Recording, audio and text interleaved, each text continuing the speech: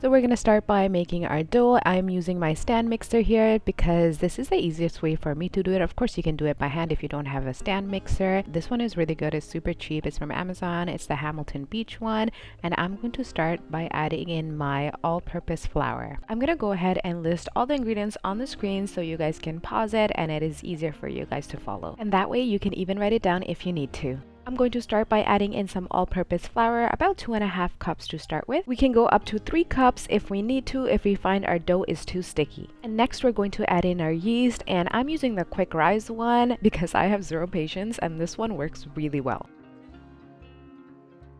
As you can see, this recipe is very similar to a pizza dough recipe, just with a few more ingredients, so you probably have everything in your pantry already. Next, we're just going to add in some sugar, and mine just looks like that because it's the organic sugar from Costco, and we just need a very little amount of this.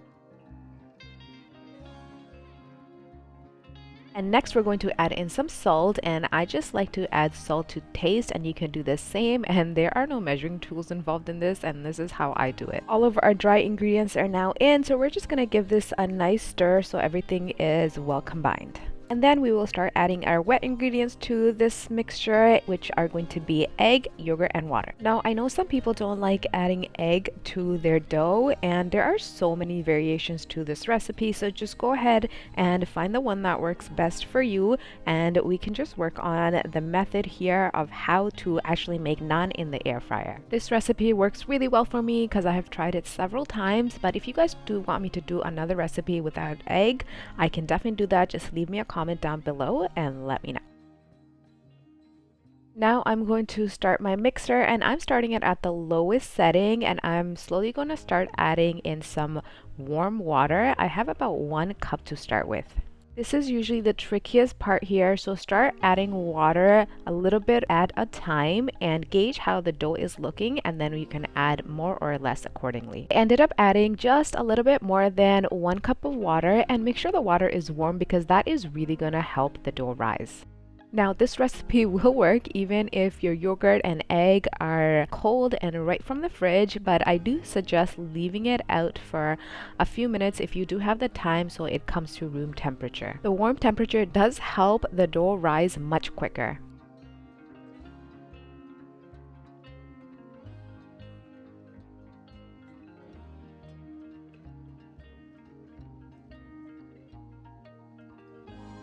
Once the dough starts coming together a little bit, I also went ahead and added in some olive oil, about 1 teaspoon.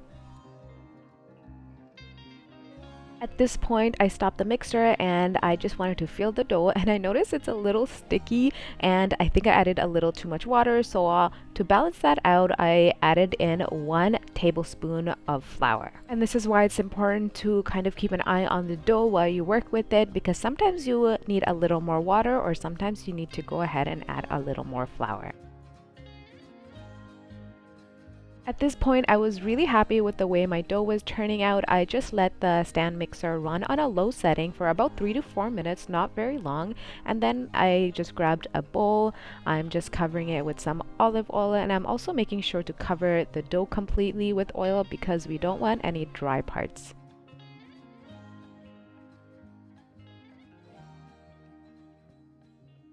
Here's a close-up look at the dough. You can see here that it is very soft but not sticky. And now we're just going to wait for the dough to rise. I'm just covering it here with a plate, but you can cover it with a towel if you like.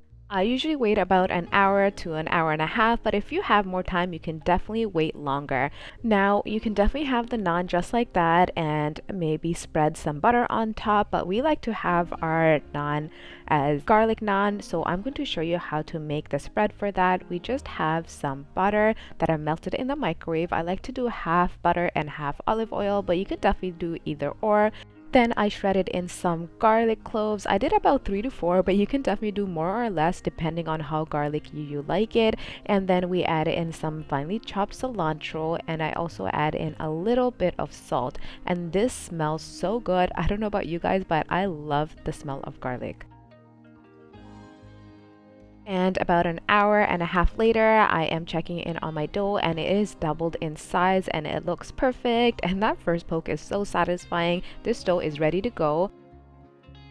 And I just like to work with that dough right on the counter. I am spreading it out and I'm going to cut it into pieces. There is really no method here. You can cut it as big or as small as you like, depending on the size of naan that you are making. And also you want to keep in mind how big your air fryer basket is. I recently got a new air fryer and it's the Ninja dual basket air fryer. So I do have two baskets, but they're a little bit on the smaller and longer side. So I'm just making sure that I am going to roll out my dough longer.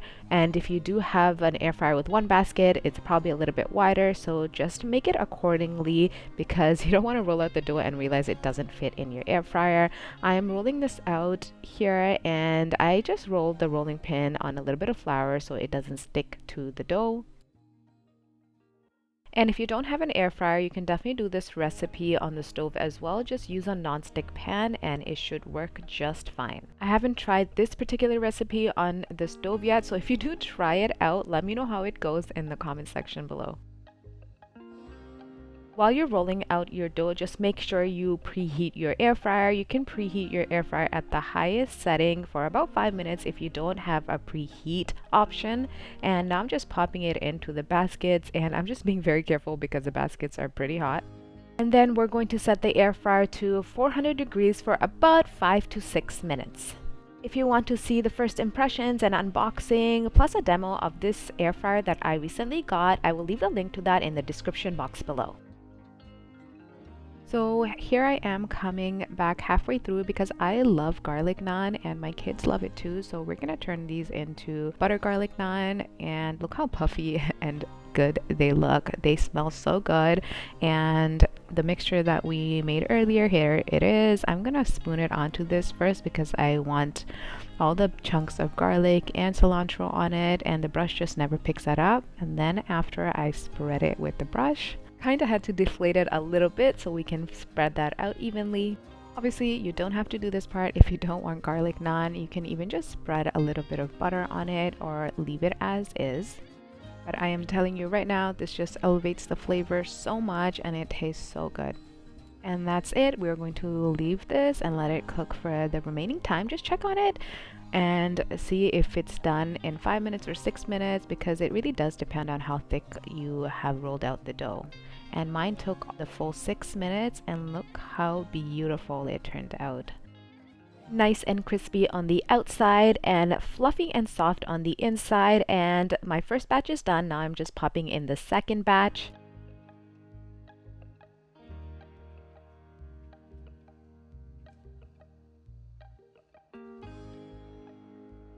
I've made this recipe so many times now and it is ready in minutes. My whole family loves it and it turns out amazing. This naan works so well on its own or with a dip, but they also pair so well with any curry.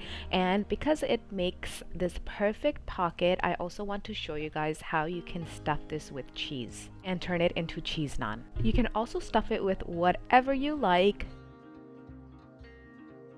I'm just using our marbled cheese slice here and I'm going to stuff it into the pocket. When the naan is steaming hot, this just melts on its own, but since I was filming, it cooled down a little, so I'm going to pop it in the microwave for a few seconds.